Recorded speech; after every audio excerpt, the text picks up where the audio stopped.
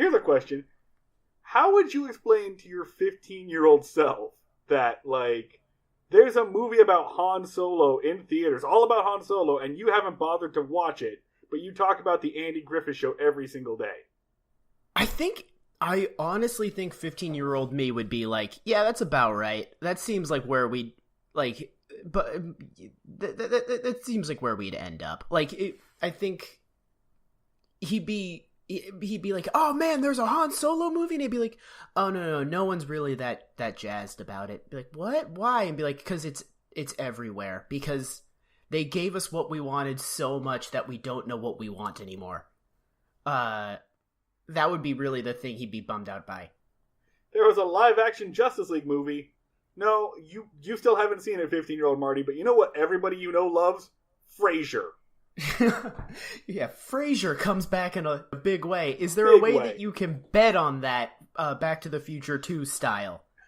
Can you gamble on Frasier making a hard comeback, because that stock's about to soar?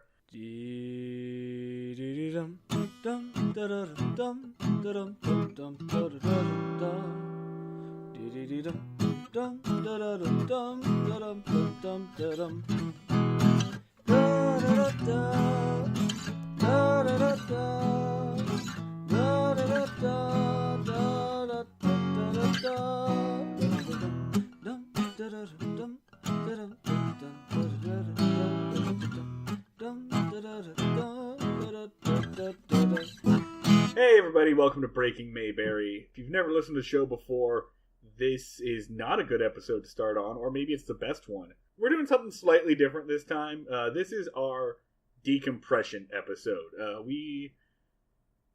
So we're not gonna review a episode of Andy Griffith this time.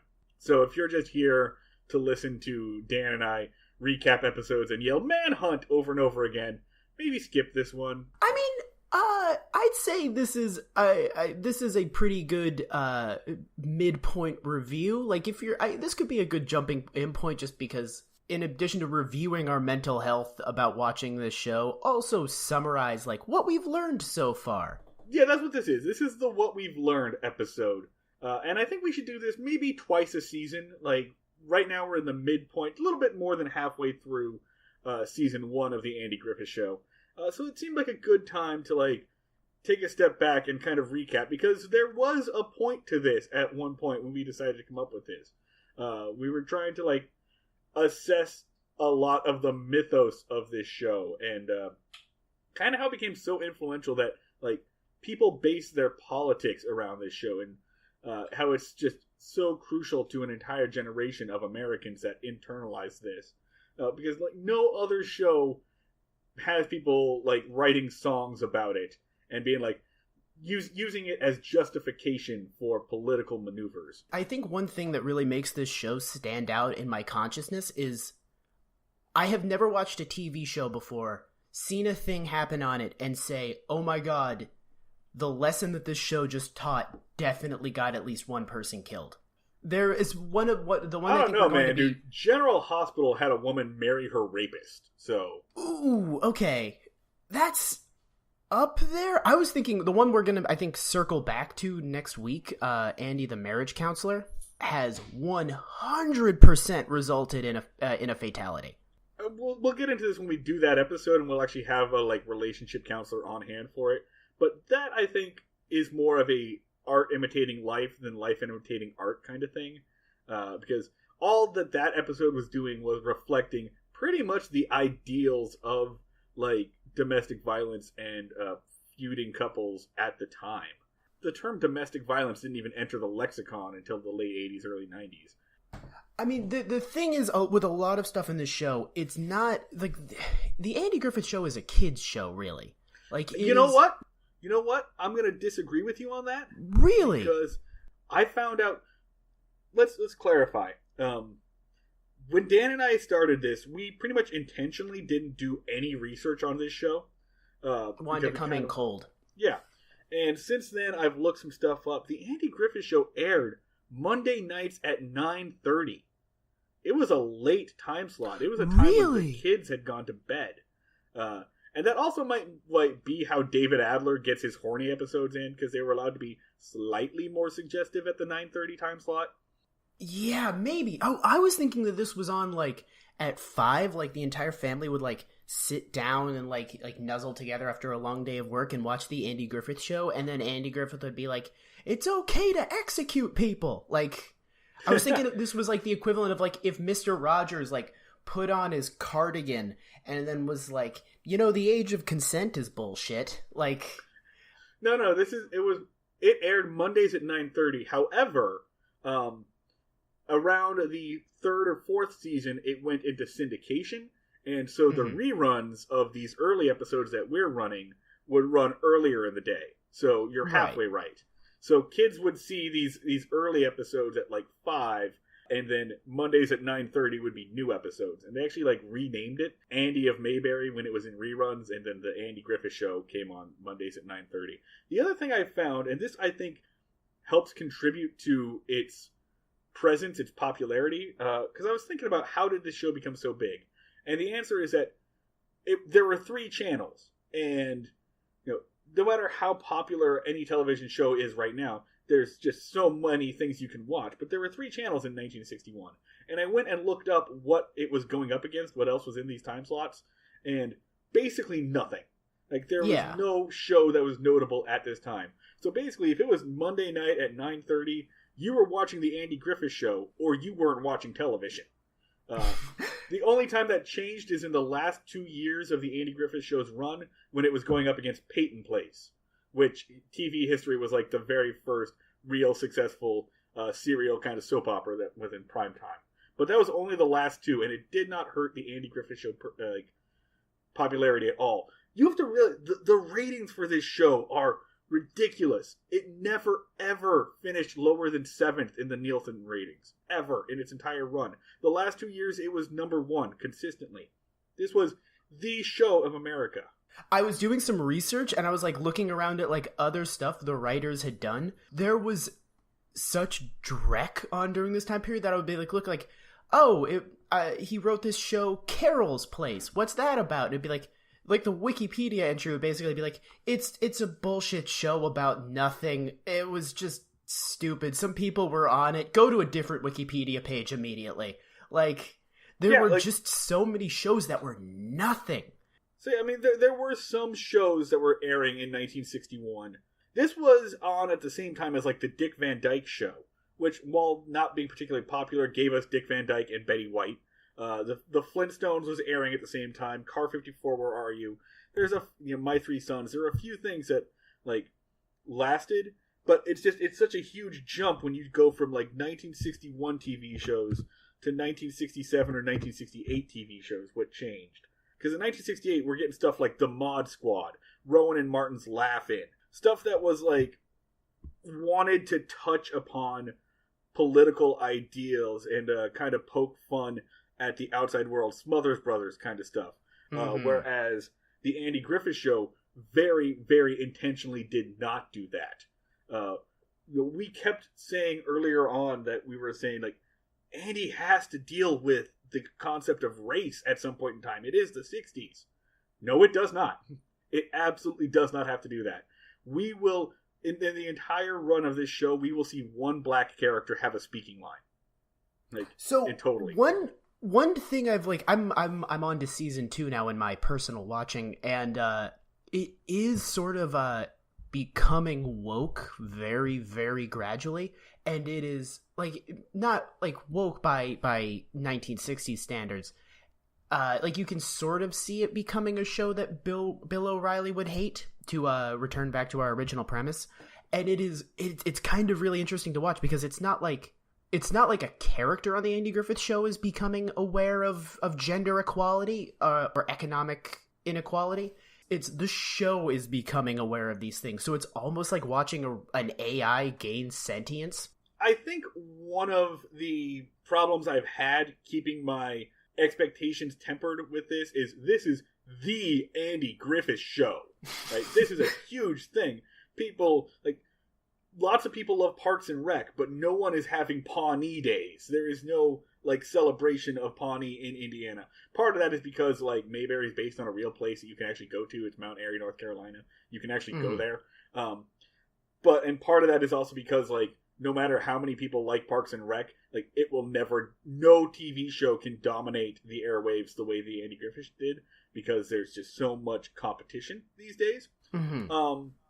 I've been trying to temper my expectations by reminding myself that the episodes that you and I are watching right now, season 1, it's not the Andy Griffith show yet. It hasn't become that thing yet. It will in time. Lots of TV shows take a season or two to find their voice.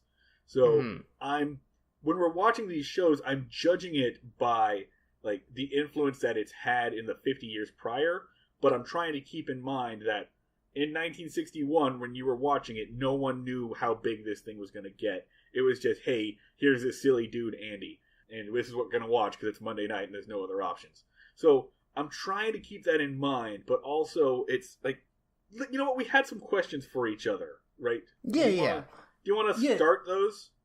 I mean, you had a pretty good one that you pitched of, do you like the Andy Griffith Show? Yeah, question 1. Do you like the Andy Griffith Show, Dan? Yes, I think I like the Andy Griffith Show. I was actually like, before we did this, like I like went on a long walk and thought about it. I do like the Andy Griffith Show, but I don't like it for the reasons the Andy Griffith Show wants me to like the Andy Griffith Show.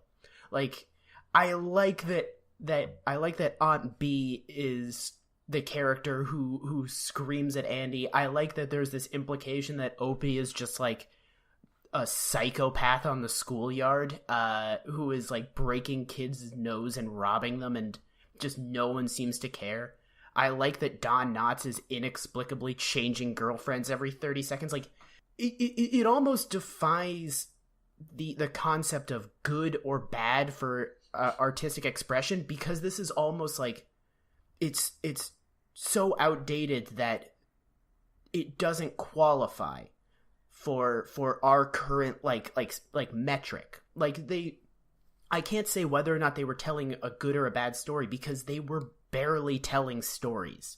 Yeah, I find it interesting for like a television history development perspective. Like, one of the things we've been doing is comparing this to other more modern comedies. We compared it to Seinfeld, we've compared it to King of the Hill, Parks and Rec, Brooklyn Nine-Nine, and kind of seeing that influence. And so it's really interesting to watch from that point of view, like seeing how some of the things... It's like when... I had a friend who watched Casablanca for the first time, and they realized that all these tropes that they've seen all their life came from this spot. And so it's like seeing this stuff as it develops. Like, questioning whether or not I actually like this. I think you and I are both on the scale where right now I'm like, I like it. I like it with like a hint of detached irony, and I don't like liking things with detached irony. I would like to actually love it. I want the Andy Griffith Show to get me to a point where I unironically fully like love this show. And it hasn't gotten me there yet. I feel like I'm almost in like a bad relationship with the Andy Griffith Show, just because this show makes me so angry so many times a month, but I still keep coming back to it. Like, yeah, you and I, we've locked ourselves into watching 8 seasons of a show we don't like. So we're like Ellie. We're like Ellie with Andy Griffith himself, where we're just like once a week Andy Griffith shows up and is a huge dick to us and pisses us off, but we keep coming back for reasons we don't totally understand. Yeah, but she leaves the show after season 1. We can't do that. Yes. And oh god. And you know what? She leaves just as he kind of gets his shit together. No, the Ellie departure is there is fans of the show have built up an alternate like mythology around her leaving that is fascinating, because it is extremely critical of Mayberry's bullshit. But yeah, like do you like it? Like, would you say that you like it, or you're waiting to like it? What I say, I like it. That's what I was gonna say. I like it at like arm's length. I like it a little bit, and I'm trying to. Today's Father's Day, so I think many of you relate to this. I like it, but I want it to like let me love it. Let me love you.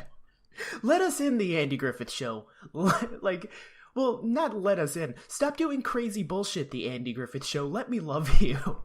Put handcuff Don Knotts to the radiator so that I can really like you, and he'll just stop doing crazy horse shit every episode. So that was my question. What's your first question? Let's see. Should I start with a simple one or a more complex one? Oh, actually, you know what? Let's jump right into it. So on this show, we've sort of talked a lot about like evil. Like we've talked about like both jokingly and not jokingly. Like we've talked about characters that we think are the devil. We've talked about like the evil of Barney Fife and like what he represents. We've talked about like ideas that this show has put forward and normalized that are evil. And I think the question is two-pronged of, do you think this is like sort of like an evil show? And the one after that is like, do you think like all the stuff we've seen, all like the malevolence that sort of like tends to just happen in the show, do you think there's like a root of it? Do you think there's like one original sin within Mayberry? Oh, I like this question. Yeah. I've got an answer for the first one, and while I'm talking, maybe I'll come up with my answer for the second one. Do I think that the show is evil? Do you know how during the Bush years, The West Wing, which is another show that's considered one of the greatest shows of television, and it's a fine show on its own, but The West Wing will always lose points because it was an opportunity for liberals, Democrats, mostly rich liberals, to like disappear Thursdays at 8. We can pretend that Bush isn't the president, and we can just pretend that everything makes sense as kind of our like little fantasy world. And for that reason, like, even though The West Wing is a very good show, one of the best, I will always consider that a little like disingenuous. For the same purposes, the Andy Griffith Show was, and by the way, I found a Today Show interview where Andy confesses and says, yeah, it was set in the 60s, but we wanted to make it feel like the 30s. So we were dead on with that. Yeah. So we like that was intentional. We were completely right. So hell yeah. At the time of the 60s, in this like total time of social upheaval, and it's not like television shows were leaning away from it. Like there was an episode of The Defenders that was all about abortion rights. And maybe I'm being unfair comparing like a courtroom drama to a comedy, but you know, the point is, like, no one was shying away from this, but the Andy Griffith Show intentionally made itself a place where, like, if you wanted, my joke has been, key number one to enjoying the Andy Griffith Show is be white, and that's what it made itself for. It was like, you could pretend that there was like this little spot where everything still felt like the 30s. You could escape Mondays at 9:30 into Mayberry and ignore all the social upheaval. I mean, look, the first time we see Andy Griffith on the other show, the Danny Thomas Show, that's February of 1960, and he's in North Carolina. If you go to actual North Carolina in February of 1960, you have lunchroom counter protests. Like, that's what's happening. So I don't think it's evil per se. It's not an evil program, but I do think it's somewhat insidious that it designed itself to be a show where you could pretend that all these social changes weren't happening, and there's a land where like black people are seen but not heard, and in fact very rarely seen. So I don't think that the show is evil. I think that it was just like the idea behind it, while maybe not intentionally evil, is slightly misguided, especially when you see it today. Like, it's definitely weird today to see a show where half of the jokes are, haha, police regularly abuse their power, and that's fine. So do you think this was conscious or unconscious, though? Do you think like someone was sitting in a writer's room and like and like laid out a bunch of points? They were like, pre-racial America. Well, I mean, they consciously made it feel like the 30s, and I think you can't consciously make something feel like the 30s without doing that. So I think it develops into that, and eventually, like when we see in the third or fourth seasons when it starts to get good, I suppose, like it still tries to tell moral, like almost like Aesop's fables or like Bible stories, just generic moral lessons that you can like apply to general life, and I guess that's good, but it does nothing like. So I don't know. Some people view television as escapist, and I guess that's true. But if this is pure escapism and you're going to defend it as pure escapism, don't use this television program as justification for your political beliefs. Right? It's escapism for the worst possible instinct. Like, it is escapism for people who don't want to confront important, good realities. It was really escapism for people who want to pretend like MLK never happened. Ron Howard tweeted the other day, at Real Ron Howard.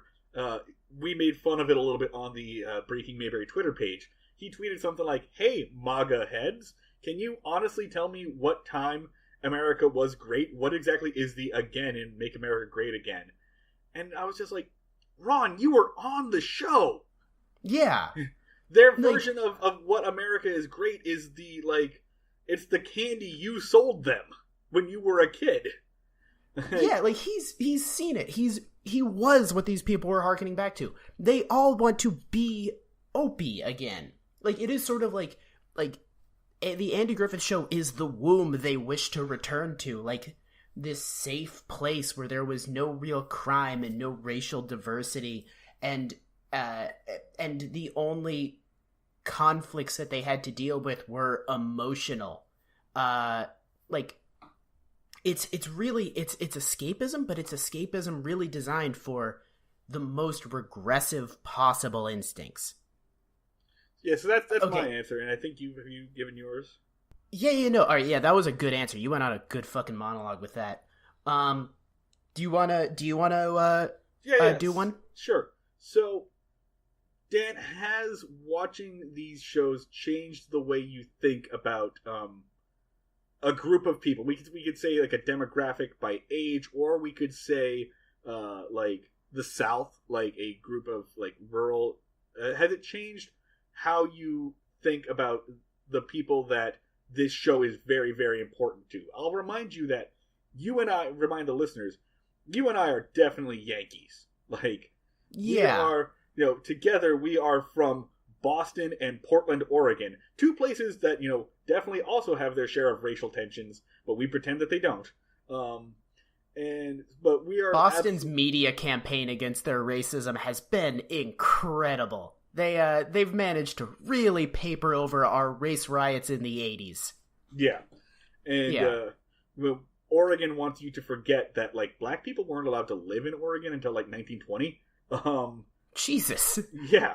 But you and I are definitely the Yankees. We're the coastal elites. We haven't had anybody on this show that's from the South or, like, has real deep ties to this show.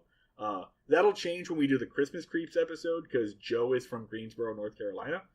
So has this changed the way you picture or think about, well, either baby boomers or Southerners or anybody who, like, this show is super deep and crucial to their identity for? I don't know if I think I understand the South more, just because I think this show is so detached from the realities of the South.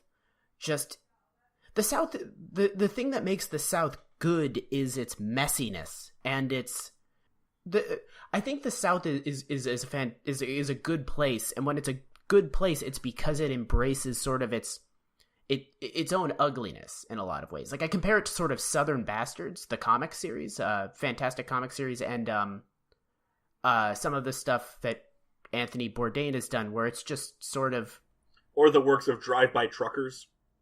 Yeah, like the South is an ugly, messy, chaotic, brutal place, and there's of course a lot of fucking horrible bullshit that happens as a result of that. But I think the best parts of the South are also because of it. And this show is a complete fictionalization in that, like, it portrays the South as this clean, safe, nothing matters fairyland.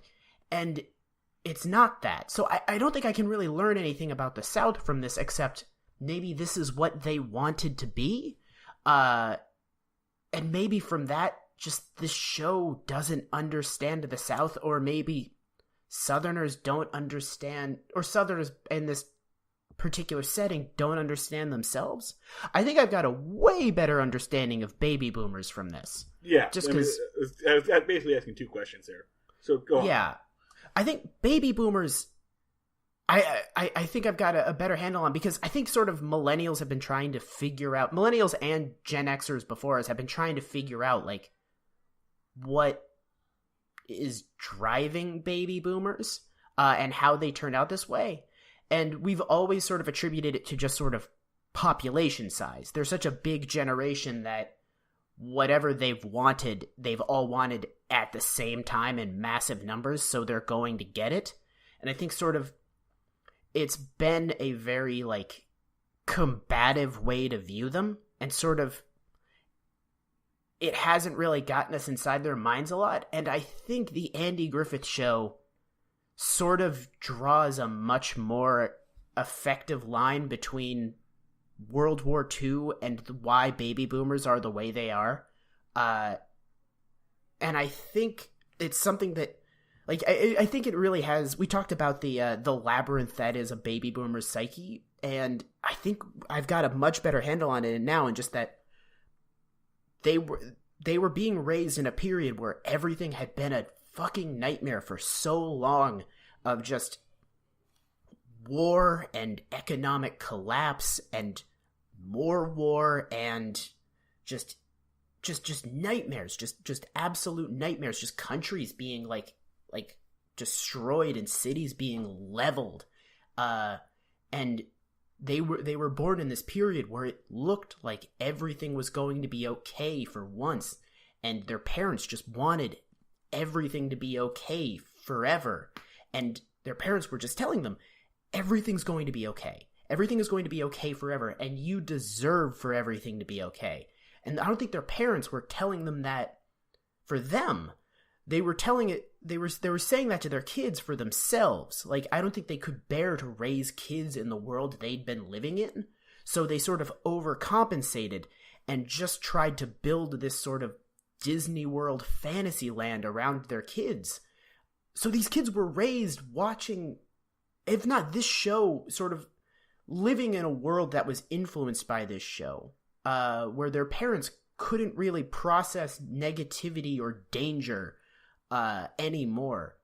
So when you go out into the world and a baby boomer reacts to economic inequality or gender issues or race, especially race, you can sort of see, like, they can't fit it into their head, and it's not like necessarily due to entitlement. Their baseline is everything is fine. There is no real conflict. The only thing that matters is the way we feel. Consider, and really, yeah. I'm sorry. Yeah, basically anything that they deal with is sort of a variance from that. They're sort of going counter to the way that they were programmed as a collective group of children. I think I'm out of runway for a second. Sure, Do you want to jump in? Consider the joke that we saw that you and I completely missed in Alcohol and Old Lace. They make the joke about Muhammad's birthday, and one of the characters pretending to be a Muslim. And like, it was just so under the radar that you and I didn't even see it, because like at that time there was no fear around around Muslims or the Muslim community. It was just somebody who happened to have a religion that was like different than Christianity. Everybody else is kind of like in a mixture there. They didn't have this like instinct of fear, and they wouldn't have that instinct of fear until 40 years later, when all of a sudden 9/11 happens, and they and they click a little light switch on, and that like fear instinct that you're talking about clicks in, but now it's directed at a completely different and completely new group that you've been ignoring for 50 years. It was so weird to see that scene, because even when people who aren't fear-mongering about Muslims talk about Muslims in popular culture now, like a character will show up on Brooklyn Nine-Nine and be and will be a Sikh, and the show sort of presents them as like, this person's a Sikh, or this person's a Muslim, and that's fine, and it's great that they're a Muslim, and don't you dare say any shit. Like, even when people are pro-Muslim in popular culture, they're immediately presented with like behind a shield. Like the show is like defending them. And it's sort of really weird to sort of see something like this on a TV show, and it's like, oh, hey, there's a Muslim. They're walking on and off screen. Not actually a Muslim in this case. It was a guy wearing a head wrap and pretending to be one. But he wasn't wearing a head wrap. It wasn't that racist. Was he? I thought he was wearing. I don't want to say. He just has weird hair. Oh, he just had weird hair? I remembered him wearing, like, it was like a white guy wearing a... Okay, scratch that. But, yeah, no, a guy just, like, showed up and said he was a Muslim and then walked off, and it was almost like, really, it was almost like alien to watch, just... The reason I asked about the South, essentially, is because I saw that really good... There's a real good article that I'll link to in the comments, or in the... by the...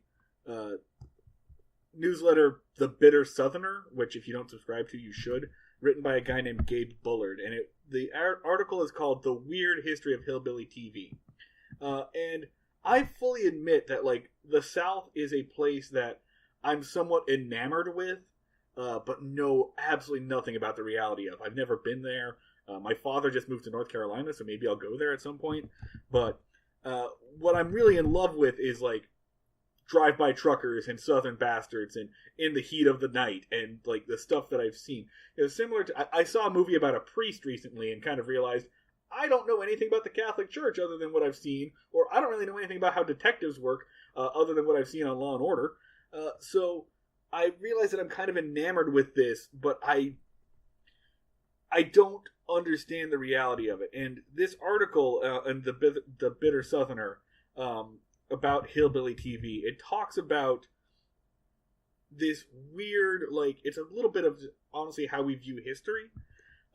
It starts off by pointing out that, like, in 1971, right before the premiere of one of the greatest television shows of all time, All in the Family, there was fucking hee-haw on television.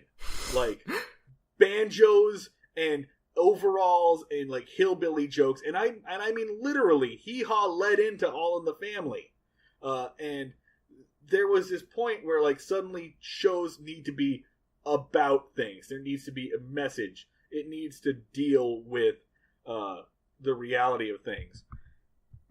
So, and it talks about like in the 1960s, there was just like a countrified, like rural section, mostly on CBS, and mostly started by the Andy Griffith Show, about like rural life, country life. And when in 2018, rural people are clamoring and saying that they're underrepresented, that nobody hears them, that they don't have the cultural cachet, to the point where you have to give fucking Roseanne a television show again, to represent them, quote unquote.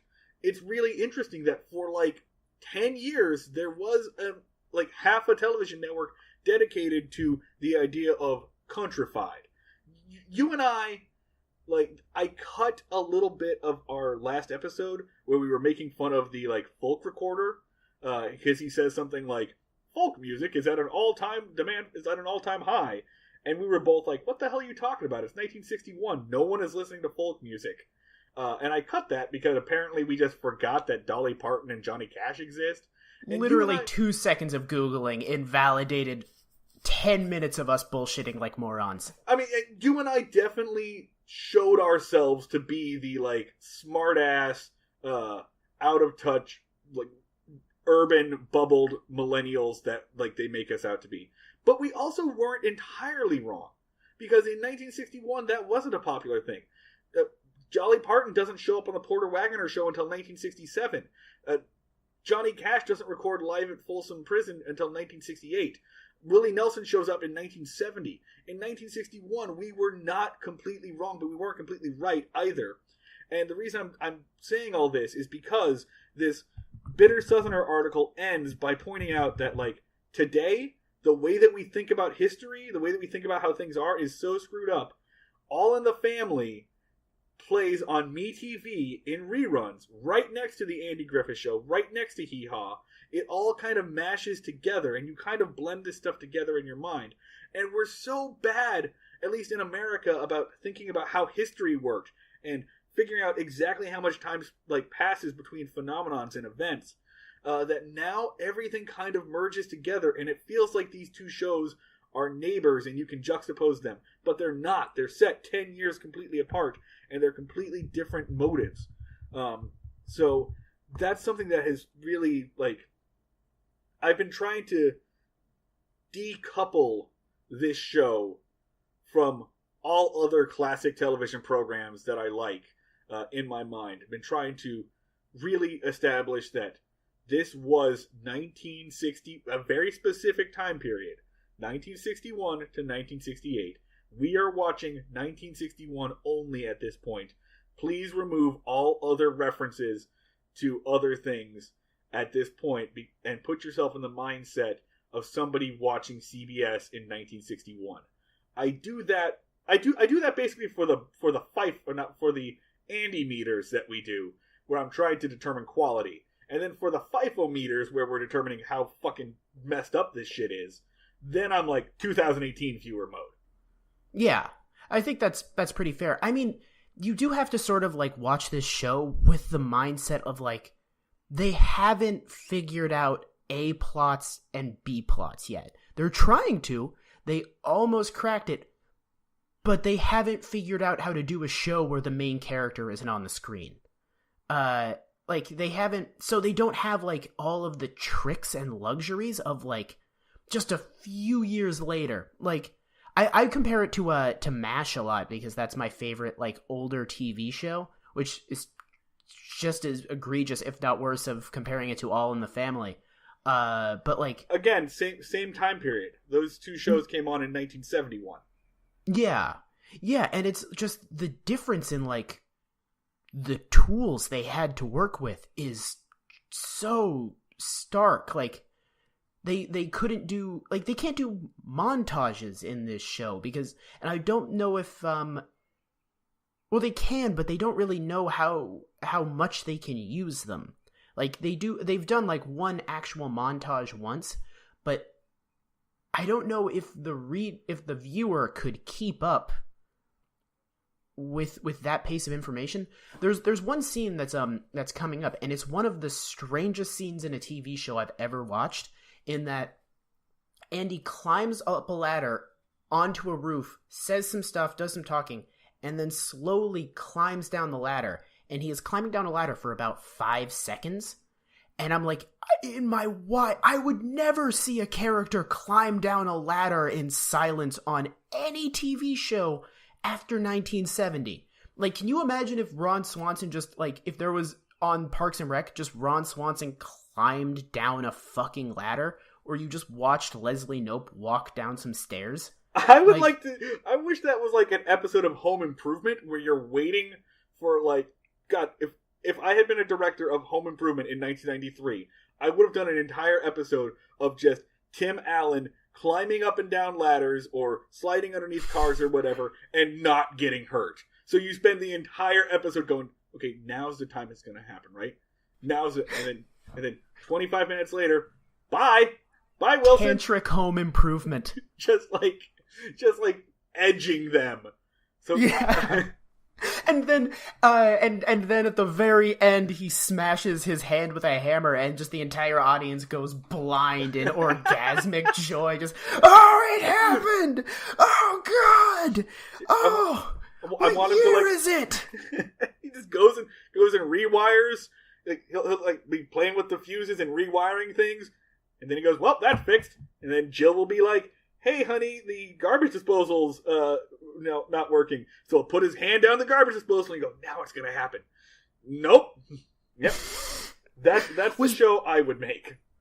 I never watched that stupid. I assumed it was a stupid show. I would just turn it on and be like, he has 3 weird blonde sons, and there's a guy over a fence. I am not on board with any of this. Was it just him hurting himself?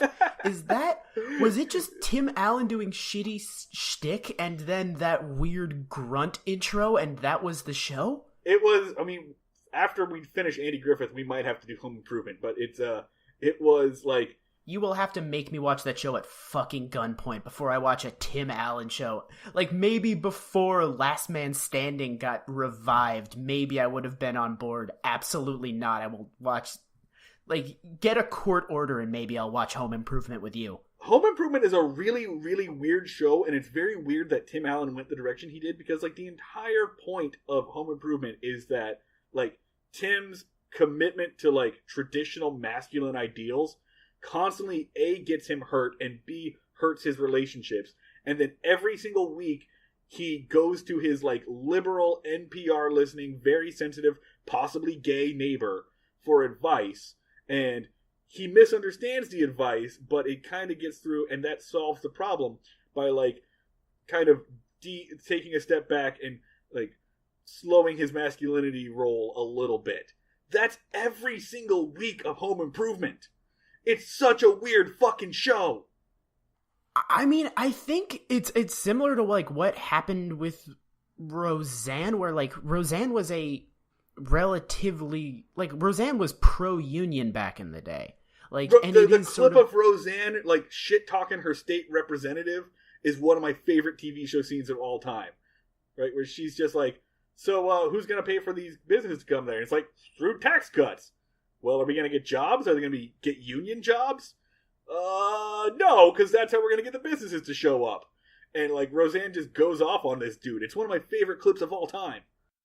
Yeah, I mean, even, like, there's a lot of these examples, like, this is an embarrassing side thing. I used to read a shitload of Dilbert. I have in my, on my bookshelf, like, 3 Dilbert books that I read when I was 14. Because Dilbert used to be good! I was a super cool teenager who had sex all the time, so I read a lot of Dilbert. But fucking, like, and Dilbert, like, I went back and thumbed back.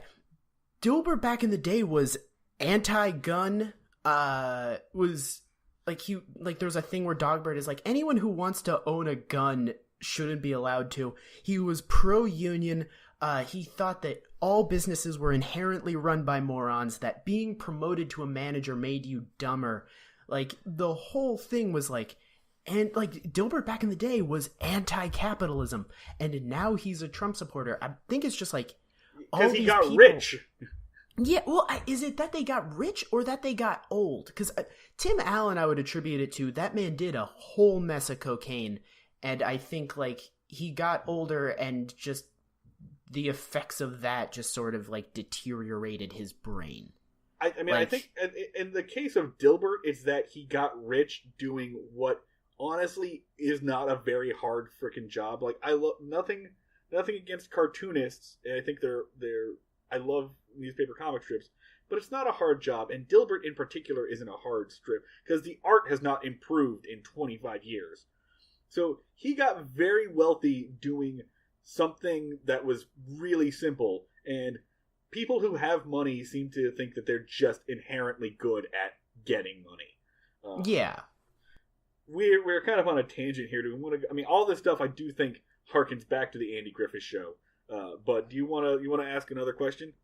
This is a good ass tangent, so let's not edit it out. But yeah, let's circle back to the to one of the conversation topics. Was it? Oh, actually, do you want to talk about Frank Tarloff now? Yeah, this is yours. Yeah, go for it. Yeah. Okay. So we sort of had this discovery last week that David Adler, who we have so far known as the Horny Writer, because his episodes are full of the most beautiful actors and actresses and also a lot of implied fucking. Like, he manages to work them into all of his scripts. David Adler is not his real name. His name is Frank Tarloff. And the reason for that is McCarthyism got him. David Tarloff was an immigrant. He came to America and then came to Hollywood, became a television writer. Before he wrote The Andy Griffith Show, he was just sort of writing He wrote for the Dick Van Dyke Show. Before that, he wrote The Real McCoys, The Donna Reed Show. He was a good writer, but he sort of like was very like he was just one of those like working writers who's just sort of in the trenches of TV, just cranking out episodes.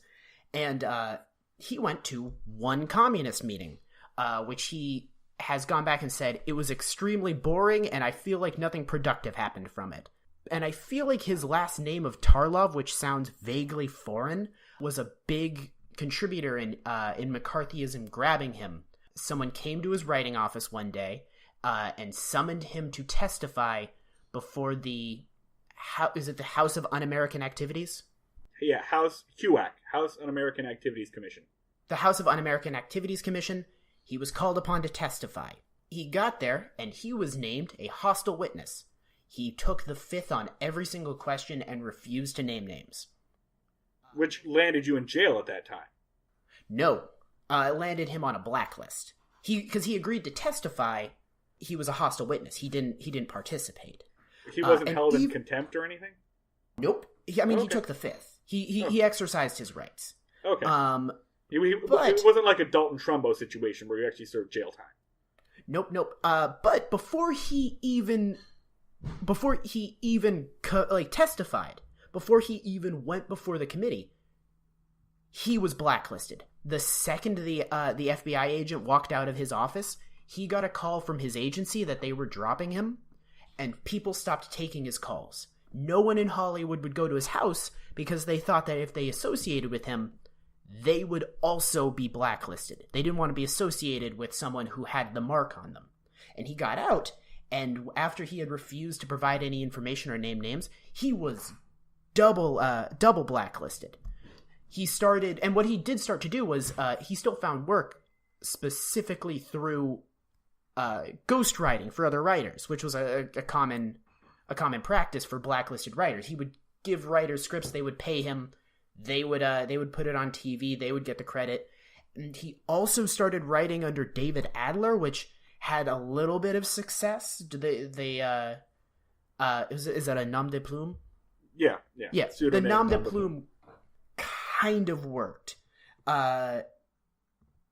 But it was suggested by one of his friends that he moved to England, where Frank Tarloff, or at this point David Adler, was idolized as a hero, and he considers this the best period of his life. This is how he wrote The Andy Griffith Show, as David Adler from England. So this man sort of had his life completely ruined by McCarthyism, managed to put the pieces together by fleeing America. But then the awesome part is he wrote Father Goose, a Cary Grant movie that he won an Oscar for. So he got to come back triumphant, and he got the standing ovation that a lot of writers were being denied at that point. Because basically the Oscars were just full of protests, like directors who had named names would win an Oscar and no one would clap, and there would be protests outside at the idea of them being allowed to attend the Oscars. So he sort of got to come back with his head high. One of the great lines is from his obituary. His wife was talking about him, and she was like, "Oh, we don't really think it was that exceptional that he refused to name names. I mean, if he had, I would have left him. The only reason that we're together right now is because he refused to name names. So it's not really a heroic thing. He just didn't want me to divorce him." Which is such a so fucking brutal that it's kind of awesome. But okay, so the question about Frank Tarloff is now that we know what we know, and I think we've noticed a lot of like weird idiosyncrasies and sort of stories that take an abrupt about face at the last 5 minutes. How do you think McCarthyism, the fact that this wolf was sort of circling Hollywood throughout the entire duration of this show, or the entire duration of this season, how do you think that really impacted what we're watching here? Do you think like any of the stuff we've been sort of befuddled by, we might be able to attribute to the fact that Joseph McCarthy was ready to just sort of drag a writer off at any given moment? Yeah, I mean, we commented on it briefly in the last episode where we talked about the consolidation of power and like Barney Fife's like almost fascistic reign, not completely fascistic reign, which was written by David Adler. And I said something like, is this David Adler's On the Waterfront? And it kind of is, because like he's talking about this massive issue. I think that in order for it to have a happy ending, obviously he was forced to like pull back at the last minute. And that's what's really weird about that episode, is it does feel like it was in a dive bomb and then like they have to pull up like at the last second. Actually, a lot of these episodes kind of feel that way. I kind of wonder. Alcohol and old lace, I feel like, might qualify for that. A lot of these episodes feel like they're going one way, and it's a kind of a darker, more interesting way. And then like at the last minute, kind of pulls out, and I feel like that's probably like the brass at CBS going, "Yeah, you can't do this." And at the same time, like, you know, David Adler's got to eat, right? So. Yeah. This is him, like, doing what he's got to do. And being a little bit nonconformist, a little subversive, but it's still the fucking Andy Griffith Show. So I do think that some of these, like, authoritarian undertones that we have picked up on and been, like, a little frightened by, maybe at least partially they're intentional. Like, I'm wondering, as I did before at the beginning, I'm wondering if like everyone picked up the wrong lessons from this. These early seasons feel like a show at war with itself, and it's very interesting to watch from that perspective. Do you think maybe what it might be is they were trying to write a TV show within the confines of McCarthyism, but that show isn't funny, so they were constantly trying to to sort of stay in this sandbox and figure out a way to be as subversive as you need to be to make a good TV show? Like they were trying to play with the toys they had? I think so. I think also some of the shows that we've talked about that predated this, Father Knows Best, the Dick Van Dyke Show comes on at the same time. Back to that whole rural versus urban thing. Those were shows about the suburbs. Those are shows about like families that like had a little money and they had this big house and they had actual neighbors. Whereas the Andy Griffith Show is like set in a rural area, but as you just pointed out, written by dudes in Los Angeles and London. Mayberry itself exists on a 40-acre lot in CBS Studios, and sometimes you'll actually see Mayberry in movies around that time period too, because they reuse the set all the time. Wow, Mayberry Goes Hollywood is meta as fuck. It's incredibly meta. I think that's an Adler episode. No, it's not good, so it's not an Adler. No. That's the guy that got fired. That's the guy that did Mayberry on Record too. Yeah, the same episode twice, and they both suck. Yeah. To answer your question, there's a lot of factors going on there, right? It's how like dudes in Los Angeles and London imagine the South, which in the news you're kind of seeing is like a little backwards and repressive, almost like a self-fulfilling prophecy, and using basically the tools of stereotypes, which is what they've got, also trying to play around with this subversion of McCarthyism. There's so much interesting shit happening when you get into this. It makes the show much more interesting to watch and like makes me really like it, but not for, like you pointed out at the beginning, not for the reasons why the Andy Griffith Show wants me to like it, and not for the reasons why everyone else loves the Andy Griffith Show.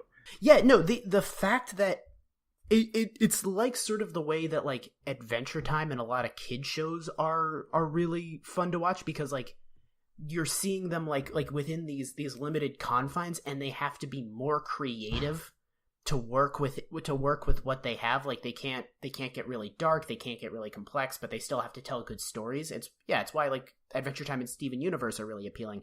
It's sort of like you appreciate this more because you realize that they're painting with a really limited palette, and it makes it more impressive that they're telling functional stories at all. Have you learned anything about yourself while watching this? Like, has the Andy Griffith Show taught you any lessons about Dan? I think there's been points in the show where I've gotten really angry and I've been surprised by what I've gotten really upset with, and there's been stuff that I've sort of like that hasn't like been angry, but there was that one moment in Andy the Matchmaker where Andy does stupid romantic shit, and I got really embarrassed by it. Just because I was like it sort of like dug up a couple like deep shames that just from watching the show. But I guess the biggest thing is like last episode you edited out a long just rant I went on about just being furious about these people in jail and just like being confined for a thing that they know is bullshit and laughing it off like. Well, time out. I edited that out at your request. No. Yeah, you edited that out very justifiably because it was incomprehensible.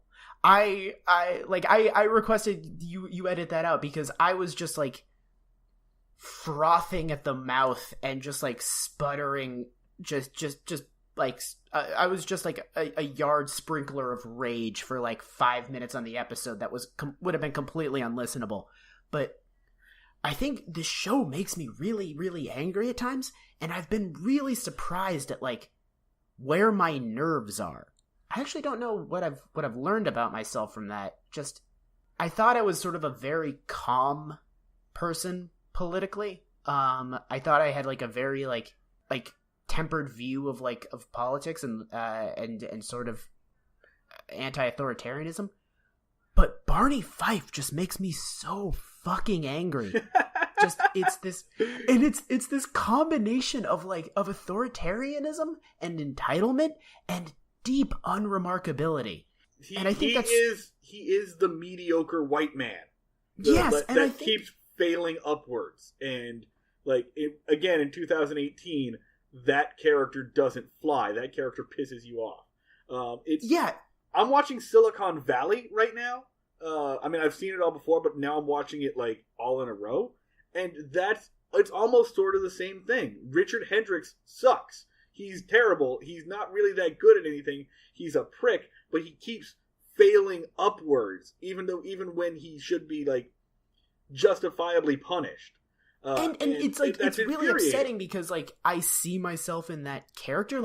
Barney Fife is upsetting not because he's this alien other, but I don't know. I see my own fear of unremarkability, but being coddled for it.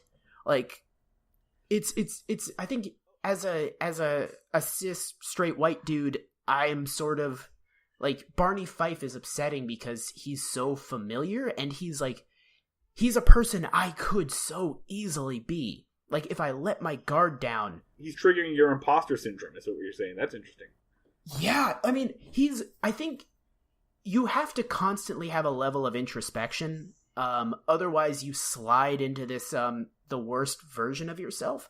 And I think Barney Fife is he is the monster at the bottom of that hill. He is, if I just stopped paying attention to the way I am or the way I think for a year, I think I could be Barney Fife. Just with that, with just waving around any sort of phallus of authority to make up for my extremely visible insecurities. A friend of mine who actually has watched most of the Andy Griffith Show told me that by the end of this, we're going to realize Barney was not the real enemy. The enemy was Floyd all along. And I saw my first glimpse of that in Mayberry on Record, when Floyd essentially says, "What about those of us who have no talent? What about Floyd, who had nothing to do with this? How can Floyd profit?" When will the unremarkable, untalented, and lazy get their due? When will it be Floyd's time to make money for doing nothing whatsoever? Is there no justice in this world? I'm going to say Floyd's money problems have been a focal point of 3 episodes of this show so far. Coming down the pike is, I almost said Brian Gumble. Gomer Pyle is coming down the pike of this show. And just from everything I've seen, every hint I've gotten of the character and every looking at his face, I am bracing myself to hate Gomer Pyle. He seems like he's going to be a deeply annoying character. We're definitely going to have to watch Full Metal Jacket to prepare for that, Private Pyle. Oh, yeah! Yeah. I mean, I'm perpetually down to watch Full Metal Jacket. I think, like, to your point about being, like, confused how much of this stuff sets you off. Yeah. I just, like, a trigger point for me, like a pressure point, is anything dealing with the generation gap and the entitlement of a generation. And anybody, like, you know, generalizing millennials versus baby boomers, that entire thing is like a real hair trigger for me. And so because of that, as we've pointed out numerous times, watching this is kind of the genesis of those. That's why this gets under my skin. It's kind of like, let's talk about some comic strips again. You ever read the comic strip Dustin? No. Okay, so Dustin will infuriate you, and it pisses me off every single time. Especially because the art is really, really good, but the writing is a barely veiled political comic about... So the comic is about a, like, 22-year-old English major who moves back in with his parents. And it's written by, like, a 55-year-old, so you can imagine what this is. So, like, the entire strip is Dustin, this pretty, like, nice, likable guy who is trying real hard to get his shit together. And you constantly see him going on, like working as a substitute teacher or going to temp jobs or whatever. And he's constantly working to, like, maybe meet a girl, maybe find something. And the strip keeps showing you him trying and failing. But his father, Ed Kudlick, just shits all over him. And the rest of the entire strip is like, haha, look at this lazy dumb fucker who doesn't work, even though we see him working all the time. Christ. And like the whole strip is about like this like 50 something bald ass lawyer. He's like a lawyer and his wife is a radio talk show host. Just shitting on his son, who is in probably not a great place right now. It's like emotional abuse, the comic strip. It has taken that position away from For Better or For Worse, and now it's that. And it's also like, it's really frustrating because the artwork is really, really good. So you can be, sometimes I'll play a game like, how long do you think it took this artist to draw this panel versus how long did it took the fucking writer to write this bullshit hacky joke? And you can hear me getting angry about it as I talk about it. I hate this strip so much, and I read it every single day. And fuck.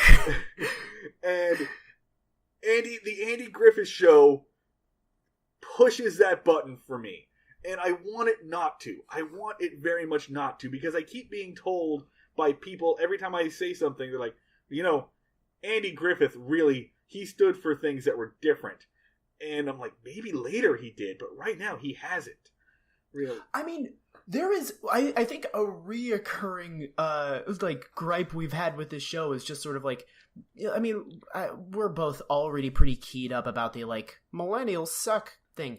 And it's sort of, this has been, like, sort of really exacerbating that. And we've just watched episode after episode of Andy Griffith's Show, just like, this is you! All the stuff that you guys accuse us of, this is just you guys, this is where you come from. Like, how dare you watch the Andy Griffith Show and then accuse us of being snowflakes? Like, that has been one of our most reoccurring freakouts. The thing that gets, like, repeated the most often that I see, like, is that one clip that we haven't run into yet about Andy talking about why he doesn't carry a gun. He doesn't carry a gun because if you carry a gun, people don't respect the man. They fear the gun. And so far, other than that, I've seen nothing. I don't really believe that that explanation, at least not for season 1. I think that was basically like a retcon that they're going to do. I really believe that it's like, there's an old trope of con men don't carry guns. Like they talk their way out of it. Yeah, no, like, because if a con man carries a gun, then there's no tension in any scene that he's doing a con, because at any moment it'll be like, oh, this con isn't going good. All right, here's the gun. Like, I think it was literally just a con men don't carry guns thing. You say you got one more. Let's do one more conversation topic, because I'm like, I feel like this is my therapy session, and I have unburdened myself. No, we really needed this. You can hear in the last episode, we both broke Like, you were defeated by the end of the last episode, and I was incoherent. Like, we needed this very bad, especially because we're doing Andy the Marriage Counselor after this, and the Christmas episode, both of which are going to require a lot of both us being calm and also screaming. So we needed to unburden ourselves a little bit. Spoiler alert, though, I love that Christmas episode. That is, like, a genuine great half-hour of television. It really is. It simultaneously is a great Christmas episode with all of the crazy bullshit that you would expect from the Andy Griffith Show. Yeah, absolutely. It is, like, probably where I would direct people first if they wanted to watch the Andy Griffith Show. We could talk about toxic masculinity on this. We did. I mean, we did that a little bit with Home Improvement, but that's true. I was thinking just like the fact that this isn't like an aggressively masculine show, is it? Like, none of the, like, Andy Griffith isn't like he threatens to kick people's asses less than Hank Hill. There's not really a lot of like it. Would you say that it's boiling over with toxic masculinity, or it's sort of only like simmering with it? Like, I mean, you know, there are a lot of the insecurities on display. Yeah. I mean, we're gonna hit the episode where Andy gets jealous of the new doctor in town. But the thing is, Andy isn't a caveman. You know, he's not literally Fred Flintstone. He's not Ralph Cramden. This isn't the Honeymooners. There are some weird fucking gender politics anytime Ellie's involved, I would say. But Andy, more than anything, doesn't seem to like conflict. He's sort of a pacifist. He would much rather talk things out than really, like, show off his bravado. And, like all of the real, like, masculine energy to, like, talk... Again, Barney Fife.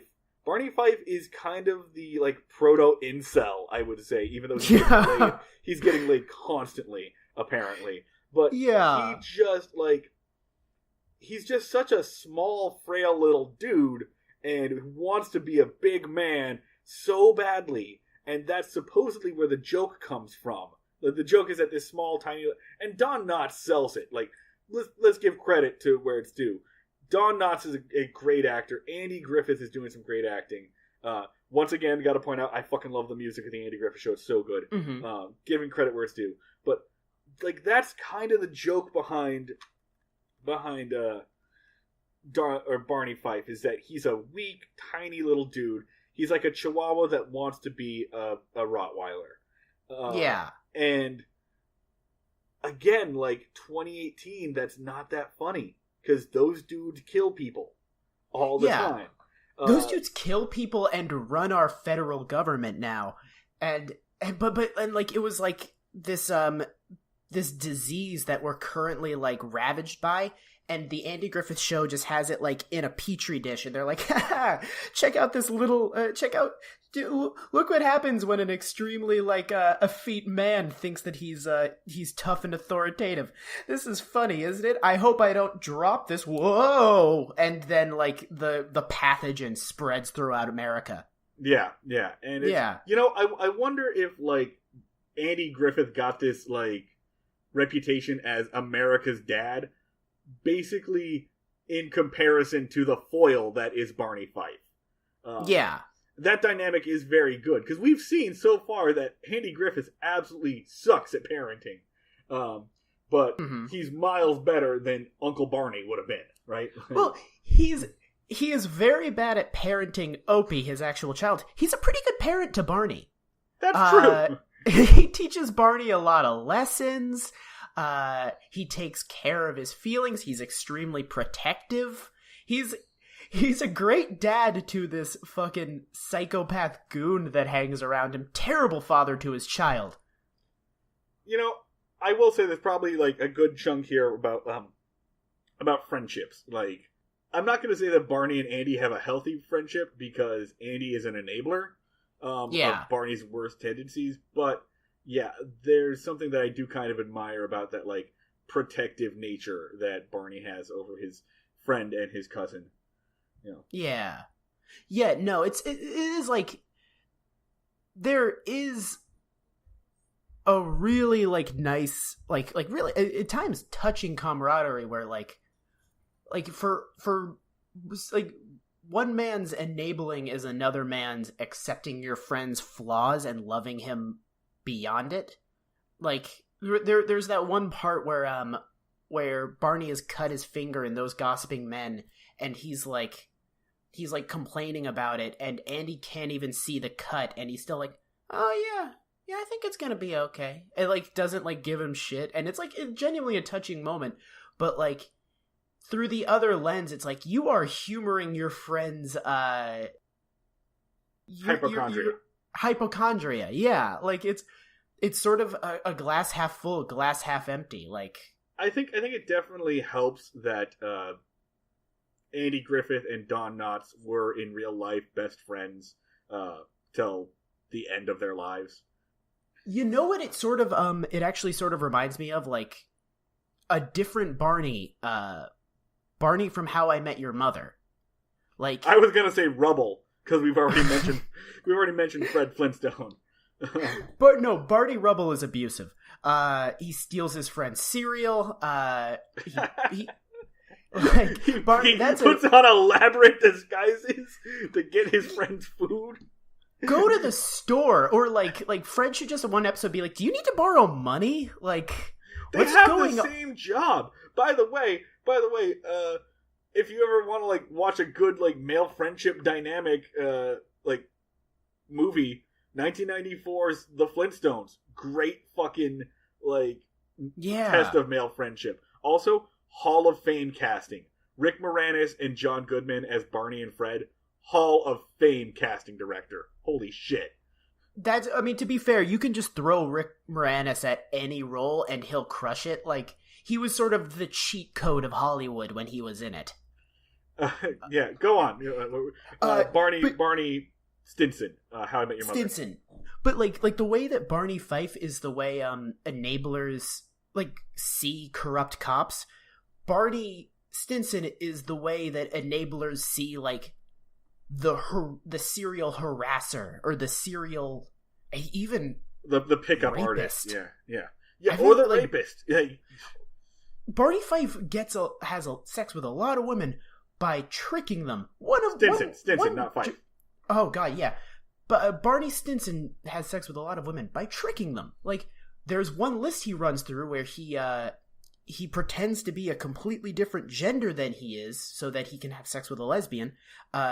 There's one where he pretends to be black so that he can have sex with a black woman for some reason. At one point, he admits to having sold a woman for a car. He gets a woman arrested because he sleeps with her in a house that isn't his, and then bails, and then the original family comes home and has her arrested. Like, Barney Fife, you could argue, when your entire sex life is based off of deceit, you could argue that person's a serial rapist.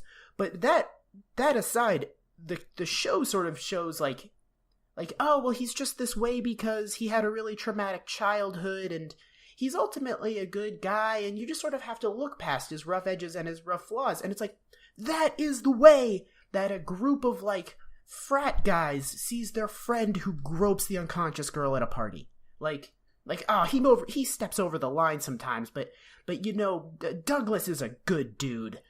He just has some issues. You know what's funny about that? Think about what we talked about with the Stranger in Town episode, where, like, literally all the guy has to say is, I was in the war, that's why I was weird, and everyone just forgives everything, including his, like, weird trespassing of the woman that he'd never met before. Yeah. And that's why, like, Barney's PTSD, Barney Fife, not Barney Stinson, that's why Barney Fife's war PTSD would have been such a good, like, explanation for why he is the way he is. Yeah. I think, I really, now that I'm thinking about it, I think the show's biggest crime is, the thing that really makes it upsetting at times is enablement and normalization. Yeah. It takes these things that aren't okay, and it's not that it endorses them. It'll say that that these things are fucked up, but it also treats them as normal, acceptable failings. Especially the marriage counselor episode that we're going to get into next week. Oh, especially Christ. That one. We're building up for that so much. I need it's going to be a fucking letdown when people actually hear it. I mean, no, I need like 2 mulligans for the marriage counselor, just because that show so aggressively normalizes something so shitty and terrible that I'm really worried that it's like its enablement is going to spread to me, and I'll accidentally, in making fun of the show, also normalize abuse, and I'm scared shitless. I feel like maybe we need to get like a stand-in for me. I don't think I should be entrusted with this upcoming responsibility. You could just not talk. Has that been an option the entire time?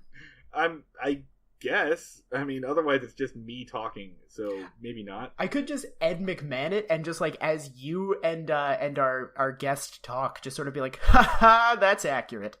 Oh, so true. Oh, like just sort of laugh in the background. All right, I think I'm gonna say that we've decompressed enough. Yeah.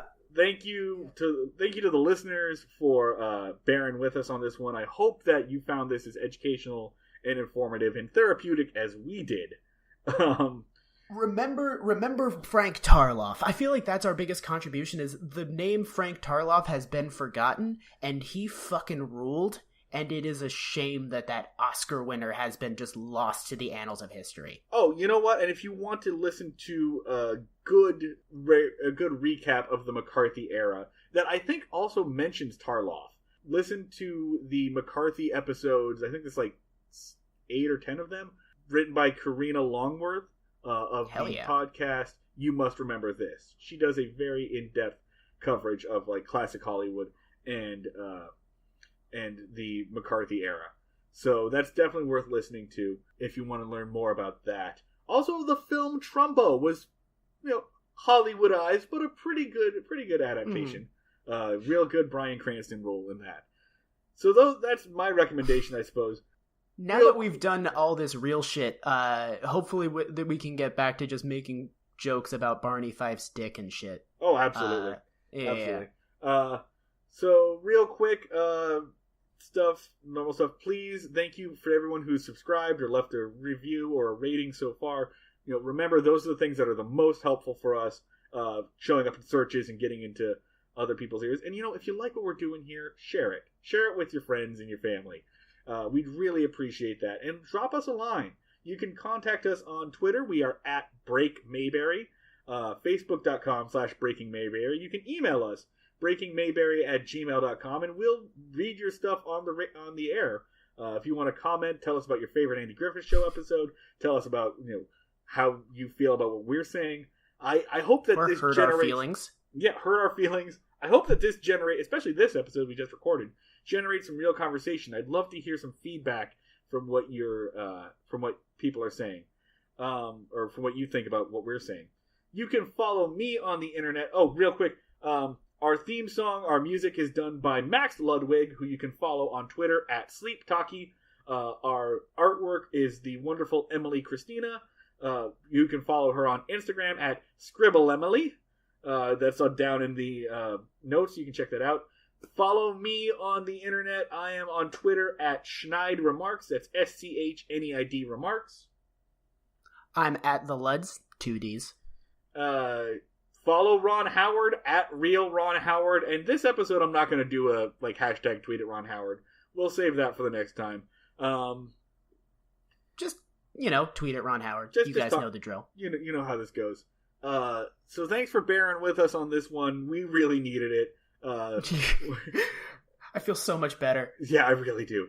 We'll be back to making Barney Fife dick jokes and yelling manhunt at the top of our lungs next week. But until then, thanks for tuning in. We'll see you all down at the fishing hole.